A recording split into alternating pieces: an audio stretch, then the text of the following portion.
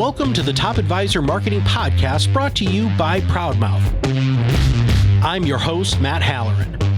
Being your own loud is not new to marketing, but the mindset, strategies, and resources to help you get there are evolving faster than this industry is keeping up. It is time to find a new perspective on what works, why, and how to move your business forward. Listen as I interview guests to help you learn from them how to be your own loud. Let's get to the show.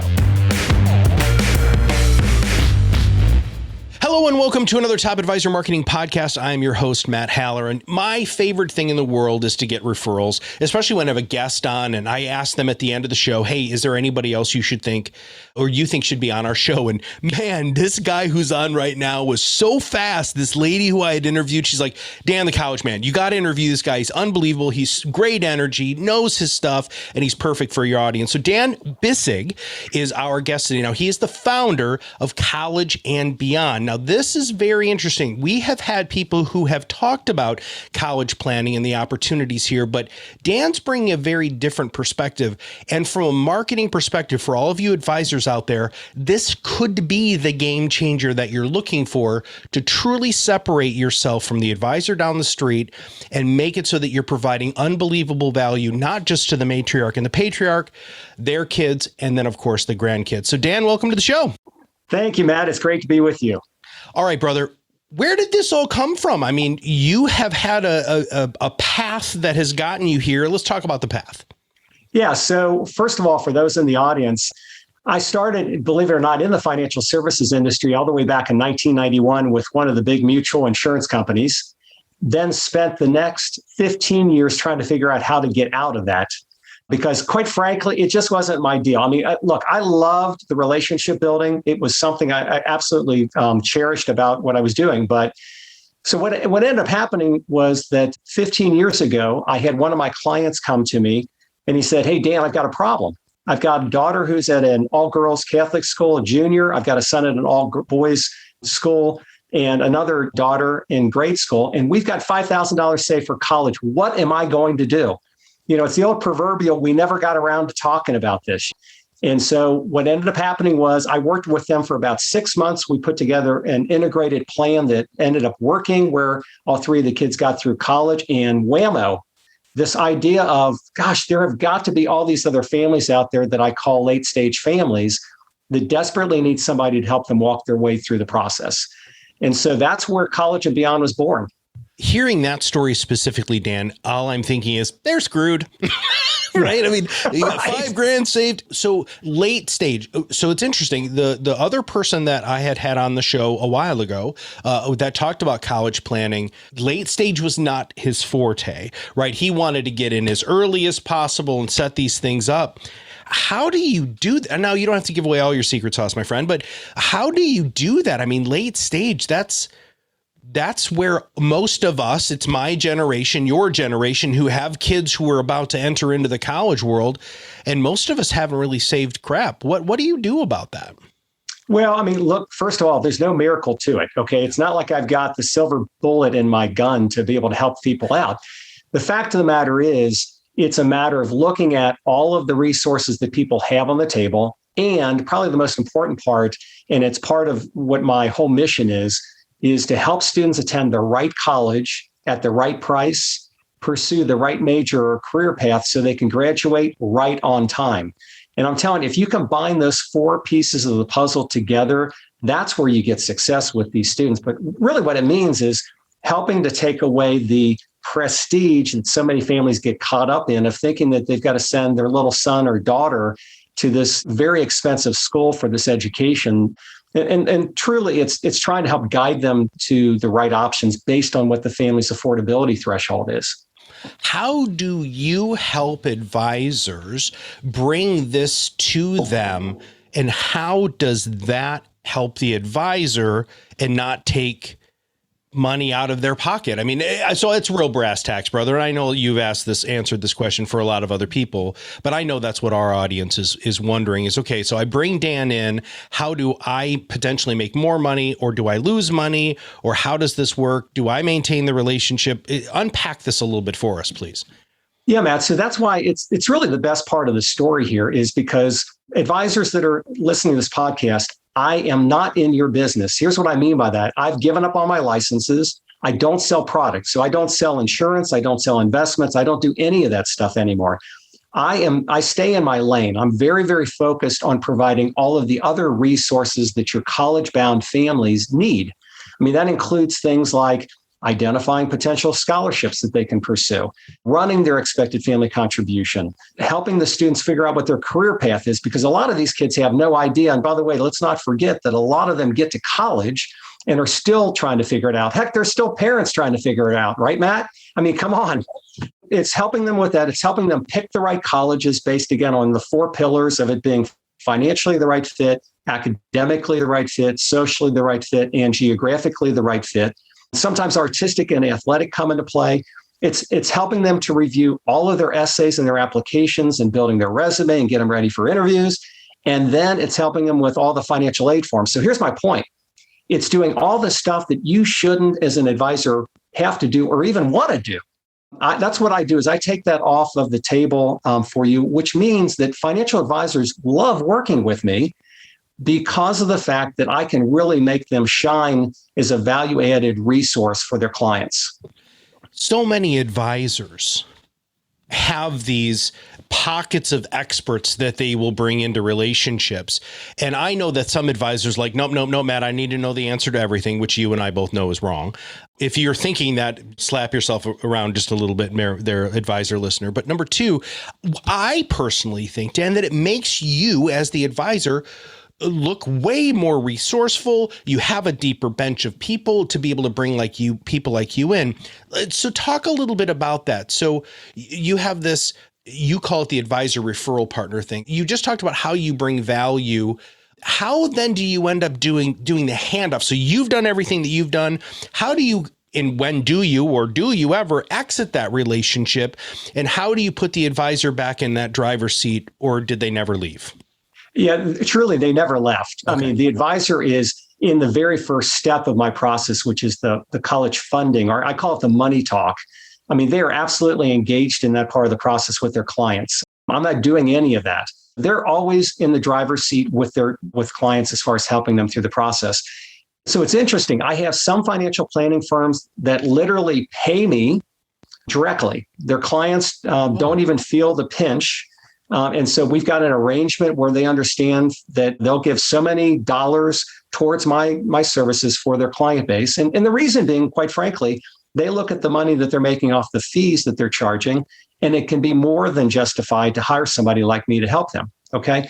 In other cases, they will literally just hand them off to me, and then I charge my regular ongoing fee based on the amount of services that families need. And I will tell you, it can be as little as $150 up to almost $4,000, depending upon how comprehensive a package is of things I'm going to do with that family. And so every situation is different. I just worked with a family, as a matter of fact, where an advisor referred a set of triplets to me. Believe it or not. Yeah. Wow. It has been 2 weeks of mass hysteria of trying to get things done because they hadn't even started the process. But the good news is we got across the finish line with them all submitting a bunch of applications on time before the deadlines. It's that kind of a relationship that exists where they just trust me to take care of that for their clients. Process is wildly important as financial services professionals. Can you give us a little insight on that process? Because the triplets, that just seems like process might be a little bit out the door because you have to react so quickly. Talk about your process. What is a good time frame? How long does it generally take you? Talk about some of the steps that you walk your clients through, just so that advisors have a little bit more ammunition to sell you when needed. Let's face it. A lot of it comes down to the what I call the tier level of the colleges that the student is looking at applying to. Okay. If mom and dad have aspirations for their son or daughter to go to the top Ivies, or what I call the Ivy wannabes, then that calendar of things that have to be done might start earlier, I guess is the best way to put it. Okay. Meaning these kids in their middle school years are already starting to position themselves for the opportunities to get into these colleges. But and that's why I have families that hire me as early as the freshman year to at least start to coach the student through how they position themselves with the things that they do. Traditionally, it's going to be the sophomore and even bigger in the junior year, that a lot of families suddenly say, oh my gosh, college, we forgot it was coming at us. You know what I mean? And that's also when the advisors are often getting involved, because the advisors have done a great job, maybe with, looking at the 529 plans and other assets that they're putting in place to help fund college. The problem is mom and dad really don't understand how much the cost has increased since the time that they went to school. And so that really changes the dynamics of the conversation. And again, back to the prestige or the types of schools that they're considering. So I will tell you that even in the fall of the senior year, I get a lot of families that suddenly discover that they need help, and they start coming to me to help their kids with the applications and the essays and things. The problem with starting that late, quite frankly, is that there are certain things we just can't get to. We can't help to position the student with building up their resume of accomplishments so that they've got the best opportunities to get those big scholarships and things like that. It's truly about timing, and it's about creating a sense of urgency for the families of getting things done. And I can assure you, the families I work with absolutely love the fact that they started early, because they see all their friends, relatives, and acquaintances all stressing at the end trying to finish things up. What are some of the things that, if you could just provide our listeners, because a lot of our listeners have kids who are getting ready for college, what are some of the biggest deciding factors that you have found in getting into some of those better schools? Well, without a doubt, your students need to have a hook. It's what is it that's going to make them stand out from the rest of the crowd? Because here's the deal. Everybody out there has top GPAs. They're taking advanced placement or IB classes, International Baccalaureate. They're doing activities, although, of course, COVID really impacted things.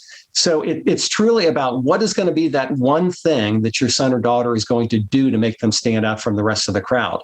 And that starts early. I mean, I've got some terrific examples. I've got some clients right now where their kids have been doing things since the freshman year. Even in spite of COVID, they were able to get themselves engaged with outside activities. Now, I'm just telling you, that's the differentiator. Those are the kinds of things that colleges are looking for, because they want to figure out, is the student going to fit into our campus and be successful? And quite frankly, is it also going to help our rankings and our prestige? And I mean, that's what it's all about, man. That's what's driving a lot of these conversations with these colleges. It's those kinds of things. Huh. Some people, and I'm asking you this off the cuff. You're not prepared for this necessarily, but there are a lot of people who are looking at alternate forms of education outside of normal college. Can you help with that too? Can working with you help getting into like trade schools or other things like that to be able to, because that 529 money or some of the money that's allocated can be used for some other things, or am I way off? Can you help us with that? Yeah, no, Matt, I so appreciate you bringing that up, because, it's interesting. Even though I'm the college guy, Dan, the college man, the fact of the matter is not everybody needs to go to college to be successful in life. And so one of my big heroes out there is Mike Rowe from Dirty Jobs. Yeah. Okay. And he has a foundation, for example, that he's put together where he gave away, I think, $1.5 million this last year to students who are looking at going into the trades, into carpentry, into electrical, plumbing, and those kinds of things. And look, let's face it, if we don't have people doing those kinds of jobs, we're in trouble, right? We're screwed, yeah. Because I can only do so much of that stuff myself, but then there comes a point when it's like, wow, the issue is that I want to help students get positioned and go into whatever is the right fit for them. Okay, if they're a hands-on kind of a person, then doggone it, let's get out there and do it. If they're the creative type, let's figure that out. Whatever it might be, if they're an entrepreneur and they just want to do that future job, let's figure out what the right fit for them. And then should they go to a trade school? Should they go to community college or junior college? Could that be a stepping stone? And here's the other thing. So many times students are also stressing about their academics. You throw in again the impact that COVID's had on their studies and everything. Some students just need to take some time away. They need to figure themselves out before mom and dad are going to spend all these thousands of dollars forcing them to go to college because it's the right thing to do. So it really is a process of trying to identify the right path for every student that I work with. And so that the point is, I celebrate if they go to a community college or if they're going to go, to the local home builders association and learn a trade, as much as I celebrate the kids that I get into the Ivies or whatever it might be. And you do, by your own admission, there actually help with that through your identification process and through your discovery with the families and the kids, yes? Absolutely. You better believe it, because again, I think unfortunately the high schools sometimes do a disservice to kids where college. I mean, they're shoving it down their throats, and it may not be the right choice. And quite frankly, it also is a situation where the parents need to kind of come to grips with the fact that maybe your child isn't meant to go to a traditional four-year institution. It's really helping them navigate their way through the process, whether it's a specific career path or going to college, whatever that's going to be. Let's help them be successful where they can thrive, not just survive. How has COVID, because this 2 years, which seems to be getting to be 3 at some point, maybe, no matter where these kids are in their educational journey, this has and will continue to affect. How have colleges, or what have colleges done? Have they recognized this? Have they said, oh my gosh, boy, Jane's GPA went from 4.2 to 3.6 during COVID because this was hugely stressful for her? Is there forgiveness there? And with the hook, and I love that, by the way, it was brilliant that you said that hook, that one thing that is going to make your student stand out. How has any of that changed, and what have you had to adjust because of this global pandemic? Yeah, so Matt, first of all, colleges are absolutely sensitive to the fact that these students have gone through an unprecedented time. I mean, not only has it been tough when they've been in high school, especially with trying to build up what usually would be their arsenal of things that they've done on their resume, but in addition to that, then they go off to college. And for some of these kids, they were stuck in their dorm room the entire semester. What happened to the social aspect of college and the whole idea of getting to meet new friends and try new things and all that kind of stuff? Without a doubt, colleges have come to recognize that they've had to step it up. Now, in addition to that, not only have they done that, but they've also recognized the fact that test scores, or testing in particular, was compromised. These students could not get out and take ACT or SAT tests. What that led to was a whole bunch of colleges that have gone test optional, which means it changed the whole dynamics of the admissions process. Before, it was pretty easy. I could look at somebody's GPA and their test scores, and I could say, yeah, I think they're going to succeed at our school or they're not. And if you take 90% of the colleges out there, that's the way that they looked at it. It's pretty easy. If you throw the test out, now suddenly we have to go with more of a holistic review. And that gets back to, okay, so what have these kids done because of the impact on their hook or their resume building and things that they've done? And quite frankly, it's those kids that just said, well, I'm still going to figure something out. I may not be able to physically go to this place to do something, but I could write, cards to these people at this nursing home and try to encourage them. So it's all those types of little things. It's the way I look at it, and the colleges do too, is it's the little decisions that you're making along the way that are going to make a difference as to whether or not a student is going to get in or not. I think you've done a magnificent job of giving our audience resources, understanding of who you are and what you do. But I need to ask you another question, which is, how are you being successful with your marketing of being Dan the College Man? There's a couple of ways. Number one, I have a lot of financial planners that actually invite me to do webinars for their clients. I mean, it's been a huge deal for me. Prior to COVID, I was in a lot of high schools, and I still do. In fact, that's finally started to tick back up again, but I do a lot of webinars on any number of subjects. It could be college scholarships, show me the money, or the 7 costliest mistakes families make in the college process, or financial aid, myths versus reality. I mean, in other words, it's all these topics based on what you want to provide to your clients that I'm happy to provide. And what that often leads to, of course, is then I'll get a client or two that come from those types of presentations. That, and then, of course, there's my website. I do a lot of things. I have a program that I've developed, which is called College Financial Aid and Scholarships, Show Me Where to Find the Money. It's a DIY, do-it-yourself video series that helps families actually walk through the steps of how do you run the budget and the numbers?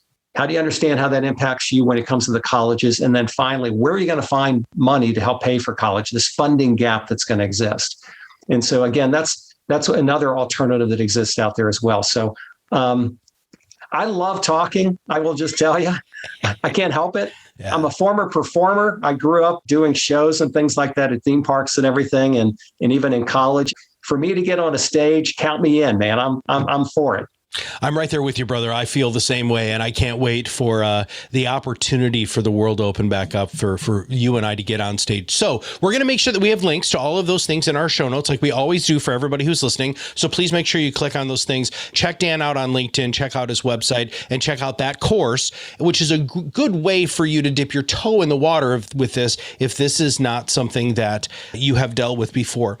Who is your ideal client? Let's wrap up with that.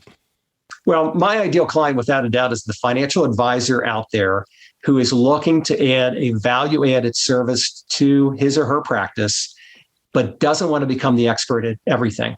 In other words, you want to do what you're great at doing, which is managing people's money. God bless you, because it's not something I ever enjoyed doing.